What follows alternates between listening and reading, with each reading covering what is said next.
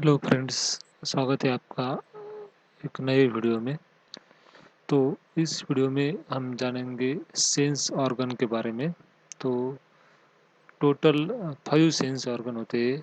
उसमें से आई, year, skin, knows और टंग, ये 5 सेंस ऑर्गन है जो हमें 5 सेंस की जानकारी देते हैं। तो आई से हमें विजन की जानकारी मिलती है, जो भी हम देखते हैं और देखने के ऊपर जो भी हम रिएक्ट करते हैं, तो वो सारी जानकारी हमें आई से मिलती है। तो आई के बारे में हम इस टॉपिक में या इस लेक्चर में जानेंगे कि कैसे हम हमारी आँखों की मदद से देख सकते हैं। तो स्टार्ट करते हैं। सबसे पहले कुछ इंट्रोडक्शन देखेंगे आई के बारे में। जैसे कि मैंने आपको बताया, I is organ of site, आँखों से हम देख सकते हैं। और सारे जो सेंस ऑर्गन होते हैं, इसका मैंने आपको ब्रीफली हमारे नर्वस सिस्टम में भी फंक्शन बताया था कि स्पाइनल कॉर्ड का जो फंक्शन था, जिसमें हमने रिफ्लेक्स आर्क देखा था, रिफ्लेक्स एक्शन। तो उसमें मैंने आपको एग्जांपल दिया था कि मान लो अगर आपको बैड स्मेल, बदबू वगैरह आती है, तो आपका हाथ अपने आप आपके नाक के पास जाता है और आप नाक को ढक लेते हो। तो ये सारे जो सेंस ऑर्गन है, हमारे आसपास होने वाले अच्छी बुरी घटनाओं की जानकारी हम तक पहुंचाने का काम करते हैं। वो चाहे आँख हो या फिर कान, नाक, स्किन या फिर टंग। कुछ हम खाना खाते वक्त अगर कुछ जो भी चीज़, ऐसी चीज़ जो हमें पसंद नहीं, अगर मुंह में चली जाती है, तो हम उसे तुरंत ही बाहर डाल देते हैं। तो इस तरह से अवेयरनेस, हमारा जो कि बॉडी का अवेयरनेस है, वो बढ़ाने का काम ये सेंस ऑर्गन करते हैं। तो वैसे ही I is organ of site. उसका लोकेशन दिया है, it is situated in orbital cavity. जो स्केलेटन की हमारी जो कैविटी होती है, स्कल की स्कल में दो कैविटीज प्रेजेंट होती है आगे सामने की तरफ, उसको ऑर्बिटल कैविटी कहा जाता है। तो ऑर्बिटल कैविटी में आई प्रेजेंट होते हैं and it is supplied by optic nerve. Optic nerve, it is second cranial nerve. हमने एएनएस में देखा था कि टोटल 12 पेयर्स होते हैं, 12 पेयर्स होती है क्रैनियल नर्व्स की। तो उनका सारा हमने शॉर्टकट भी देखा था कि कैसे उनको याद करना है। तो उसमें से सेकंड जो होती है, वो होती है ऑप्टिक नर्व। तो it is a cranial nerve. Cranial मतलब डायरेक्टली क्रैनियम से निकलती है और बॉडी में या फिर ऑर्गन तक जाती है।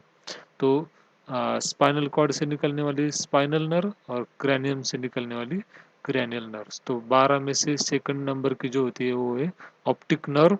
और ऑप्टिक नर्व, ऑप्टिक का मतलब ही होता है रिलेटेड टू आई। तो जैसे ऑप्थेल्मोलॉजिस्ट, तो जो आंखों का डॉक्टर होता है, उसका नाम होता है ऑप्थेल्मोलॉजिस्ट।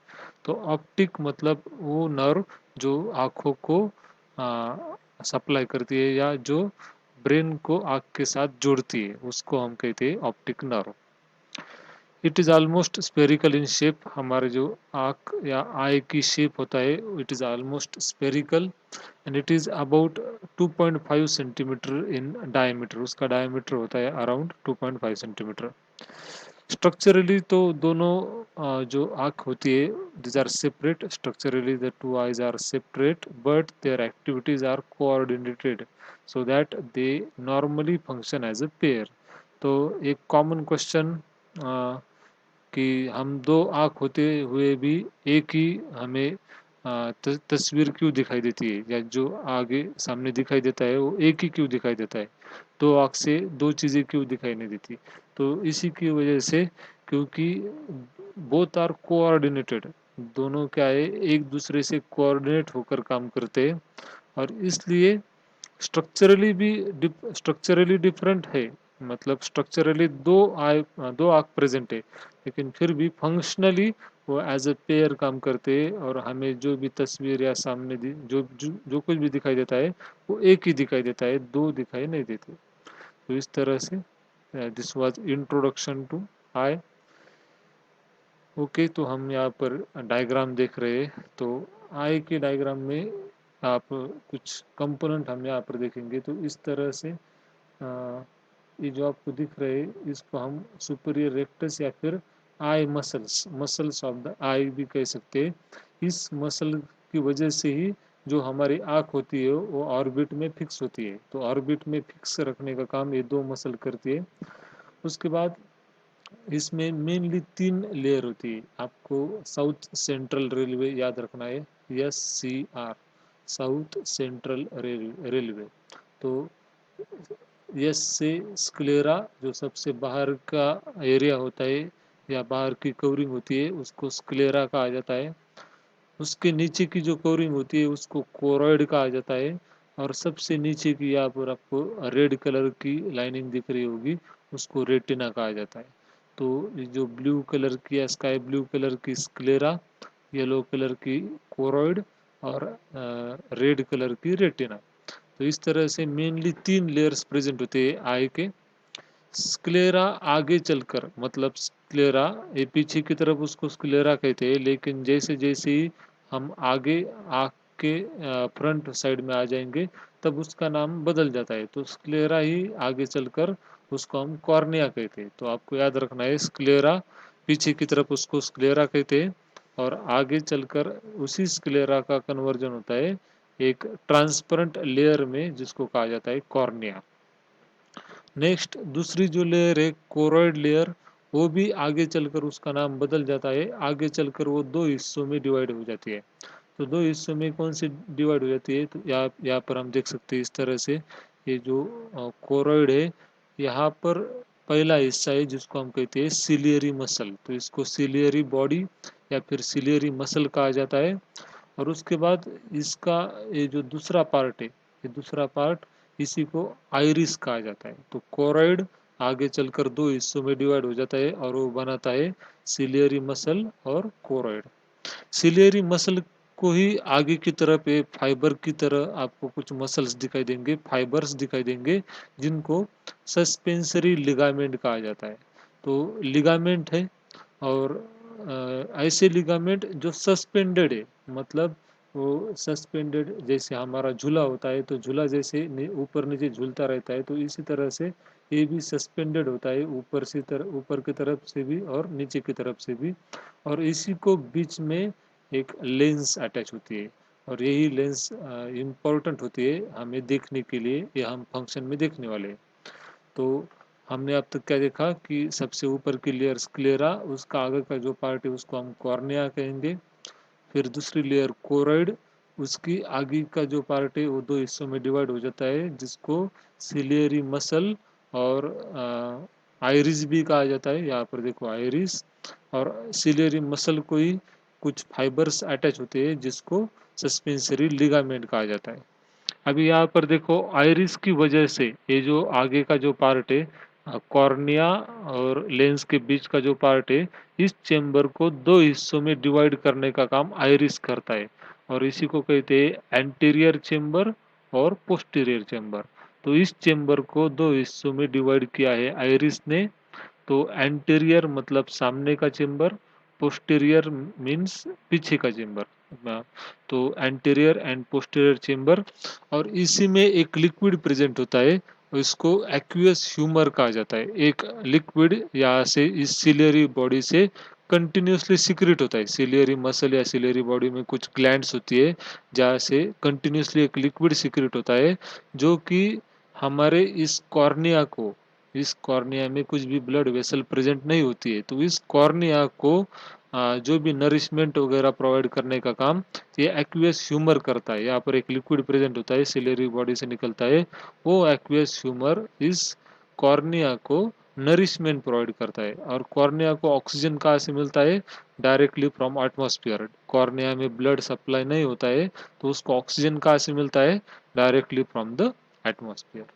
तो स्क्लेरा कोरॉइड, उसके बाद अंदर की तरफ सबसे मेन इंपॉर्टेंट पार्ट है हमारे आई का, जिसको कहा जाता है रेटिना।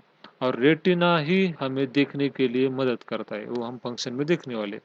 उसके बाद जैसे आगे की तरफ एक लिक्विड होता है जिसको एक्वियस ह्यूमर कहा जाता है, वैसे ही बीच में यहाँ पर भी एक लिक्विड होता है जिसको विट्रस बॉडी कहा जाता है। यहाँ पर ये पूरा लिक्विड भरा हुआ होता है, उस जिसको विट्रस बॉडी भी कहा जाता है। उसके बाद जो हमारा ये रेटिना का पार्ट है, तो मैक्सिमम रेटिना जो भी लाइट के रेज यहाँ पर आएंगे, अभी लाइट के रेज कैसे पास होंगे, मान लो यहाँ पर कोई चीज़ है, तो उस चीज़ के ऊपर कुछ भी लाइट के रेज गिरेंगे और फिर वो रिफ्लेक्ट होकर हमारे कॉर्निया से अंदर आएंगे, कॉर्निया फिर आएंगे इस लेंस के पास, और लेंस से वो फोकस होंगे ये रेटिना के इस जगह पर। तो इस तरह से ऐसे लाइट रेज आएंगे और यहाँ पर फोकस होंगे, और यहाँ पर फोकस होने के बाद यहाँ पर फोकस होते हैं, इसलिए इसको फोविया सेंट्रलिस कहा जाते है। तो रेटिना के इस हिस्से के ऊपर लाइट रेज फोकस होते हैं, इसलिए उसको फोविया सेंट्रलिस कहा जाता है।